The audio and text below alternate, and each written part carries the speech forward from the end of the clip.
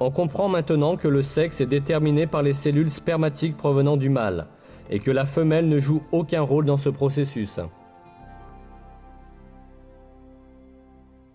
Les chromosomes sont les principaux éléments intervenant dans la détermination du sexe. 2 des 46 chromosomes qui déterminent la structure d'un être humain sont identifiés comme les chromosomes sexuels.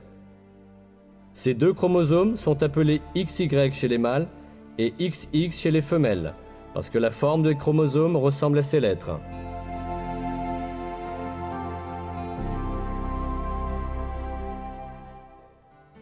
Le chromosome Y est porteur des gènes codant la masculinité, tandis que le chromosome X est porteur des gènes codant la féminité. La formation d'un nouvel être humain commence par la combinaison croisée d'un de ces chromosomes, qui existe en paire chez les mâles et les femelles.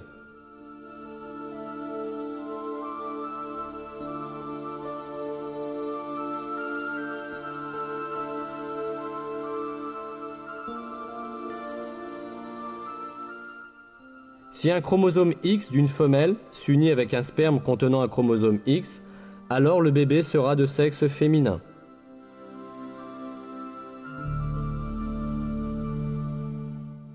S'il s'unit avec le sperme qui contient un chromosome Y, le bébé sera de sexe masculin.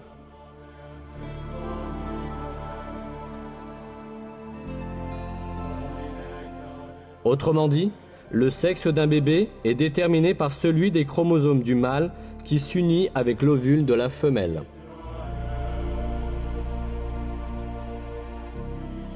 On ignorait tout cela jusqu'à la découverte de la génétique au XXe siècle. Et même, dans de nombreuses cultures, on s'imaginait que le sexe d'un bébé était déterminé par le corps de la femelle. C'est pourquoi les femmes étaient blâmées quand elles donnaient naissance à des filles.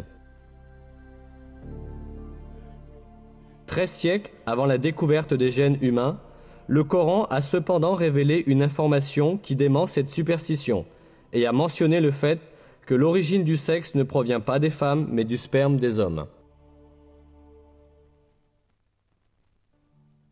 Si nous continuons à examiner les faits annoncés dans le Coran à propos de la formation des êtres humains, nous rencontrerons encore d'autres miracles scientifiques très importants.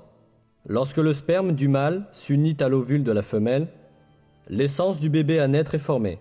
Cette cellule unique, que la biologie appelle zygote, commencera instantanément à se reproduire en se divisant, pour devenir ensuite un morceau de chair. Toutefois, le zygote ne passe pas sa période de développement dans le vide. Il s'accroche à l'utérus comme une plante s'enracine dans la terre. Grâce à ce lien, le zygote obtient du corps de la mère les substances essentielles à son développement. C'est là qu'apparaît un miracle très important du Coran. Parlant du zygote qui se développe dans l'utérus de la mère, Dieu emploie dans le Coran le mot « alaq », adhérence.